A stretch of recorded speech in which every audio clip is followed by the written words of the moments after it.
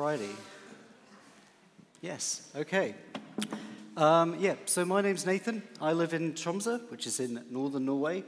I study at the Classic Planning Institute, so we've all heard Nir earlier. He was the one who taught me almost everything about architecture. I also take a great interest in the work of Michael Diamant, speaking to us before. Very interesting man. And luckily, because of these two, they have taken all of the legwork out of my talk, and I can just show you pictures. So I wanted to give you a bit of context on Tromsø. It's a city 69 degrees north of all numbers, so that's very far north. It's so far north that in summer, the sun doesn't set for about 3 months, and in winter, the sun doesn't rise for about 2.5 months. So having colorful, nice, warm buildings is really important, because if you have a miserable, gray, modernist building, I can assure you it's 10 times more miserable when the sun hasn't risen for 2 months. But instead of talking about architecture, I really wanted to talk about planning with you today. If you plan out a street grid, it might last for literally 2,000 years. If you look at the center of London, you can still see where the Romans planned out their streets. But buildings don't generally last that long. It's the cities that we need to think for longer. So a good way of starting that is just looking at how it was already done. So this is the city of BUA, which is in Northern Norway. And, you know, okay, it looks like a town. It's quite small. We're talking about Norway here. And we can see that it's a coastal city with its maritime industries. And because of that, we have a very key axis, and that is the water. Everything is arranged around that in Northern Norway cities. You always want to have good access to traditionally maritime industries, but also just it's nice being able to walk down to the water and it's accessible. Also, it's a bit hard to see with the scale. This street is about 20 meters wide, which some people would, you know, absolutely be revolted by because that's enormous. But when you're so far north, when the sun is not rising that high in the sky, you really do need a bit of extra leeway so that the sun can penetrate into the street. You can also think about street orientation, but that's less important because the sun does move and streets are very rigid. And just to give you an example of what this fabric looks like, unfortunately the city was destroyed in the war, so all this is gone. But you can see what the effect of the good grid was. Like everything's holding to the street, you've got the really nice street corridors, and it gives you an opportunity to do a lot of things because you have everything on the street front, so that's like your public, either facade if you're a shop or just the front of your house, and then you have the whole back courtyard possibly, not so much in these, but you at least have a back that's separate as a really true private space. Next example is from Vardø, which is, again, an important maritime city. The fortress, I think, was built first, so you could see that's the important thing. But then straight after, when the city developed, you go for the axis along the water. Because, as I said, in Northern Norway, it's the maritime industries that's the most important. And again, just an example of how that looks holding to the street. It's a bit messy. This is the far east of Norway. But, you know, they still try to plan it out and do it well and have nice wide streets. And that brings us to Tromsø. You can see, obviously, the original fabric. This is the oldest building in the city from like 1100, and the church has been in use since 1200.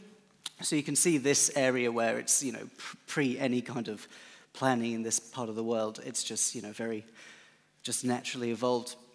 But you can see that there's later on in later years, which would be in the 1800s, I guess, the deliberate effort to plan something that makes sense. Like you have good logistical flows, you have space for people, you have these nice streets, so it becomes very easy to get around. And of course, the result of that is, yeah, nice, easy to get around. You've got cool sight lines. You can see mountains, which is very nice in Northern Norway. So let's take a look at an area specifically that was, this is it in 1952. The next picture I'll show you is that in, I think, 2023 last year. And you can see here, like the old city limits, like where they've got the grid. You can even see it extends here, and you've got farmland around. Now, it's obviously grown a lot in the past 60, 70 years. Now, I want you to guess which way you think, which way you think it's grown. Has it been all this suburbia, like just filling out and not really getting denser, just suburban neighborhoods? Or have they destroyed the waterfront and built out into the water? Hands up if you think it was suburbia that's destroyed it. No? Okay, hands up if you think they destroyed the lovely, nice waterfront. Okay, I have bad news. They did both. So you've got this massive overexpansion through the suburbs. There's some very nice houses. It's very nice. It's not very practical, though, for a big city, which is what Tromsø is trying to be. But then on the waterfront, you've built these, yeah, okay, they're denser, but they're quite ugly. We won't talk about architecture, but I assure you, these are ugly buildings. And this area was intended to be an extension of the city centre. It obviously isn't with the typology, but they at least tried to do something with having enough people so that there would be businesses and activities and things to do there. And there aren't. No one wants to go there. I'll give you one funny thing. There's something like probably about 2,000-3,000 people at least will be there when it's all finished. There's 3 businesses. There is a grocery store, a big chain grocery store. There is a bike fixing cafe that's open once or twice a week in summer, and there's an accountant's office. So it's not exactly a lively city. It's a miserable area. And some of you might look at, you can't really make it out, but there's green space here. Yeah, no one uses it, because no one knows whose it is. The people that live there, is it theirs? For some of their property lines it is, but if it's not obvious to you when you walk by whose land it is, if you're public, you don't feel comfortable because you're outside of someone's living room. If you live there, you're not comfortable because you don't want to sit where people can walk by. So it really is the opposite of how you could be developing here. Personally, I wouldn't have done this. From down here, which is the south, you get a wind that's known as the Balsfjord wind, which is cold. It's the coldest wind because it comes over Sweden and all the snow and all the mountains, so it's not very nice. But anyway, let's focus specifically in here. We've got a scale, so you've got an idea. North, for those that can't see, north, that way. So this is it a few years earlier. This is the best Google images I could find. But yeah, let's think about what it could be like if we rethought it as a logical extension of the city using the current fabric, using a good building typology, so a courtyard structure where you've got a clear delineation between public and private space, where if you have a courtyard building, you could perhaps have your kids play outside unattended because it's safe and private. And also with a continuous waterfront that is accessible. I didn't mention that, but a lot of these which are still being built out into, you cannot walk in front of that. So you don't get that lovely walk along the waterfront. A picture would have been helpful, but just what would be down here are gorgeous mountains that you can see, but not when there's buildings in front of you. So doing it properly might look something like this. You have the courtyard-based buildings where, as I said before, you can have a bit of mix of activities, but also get used. You open up a promenade so that people can actually use it. It can be used to get around. You can hang out there. You can do whatever you want.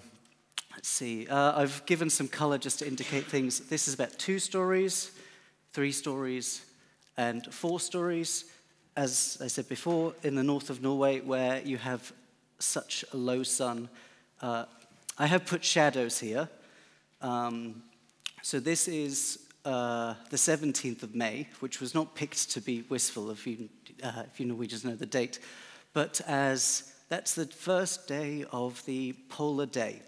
So at this point on, it's all summer and it's lovely. But you can still see, even then, in some of these courtyards, there's not much light penetration. So imagine if they were even taller. So that's really the maximum of what you should be doing. Adding parks so that it's clear where public the public can hang out. Like, you don't look at that park and think, oh, is this someone's garden? No, it's so clear. And you don't have to explain that to people. The point is that it should be clear when you go there and when you see it. But yes, that is, in a nutshell, everything that I've been doing recently. That is about my time exactly.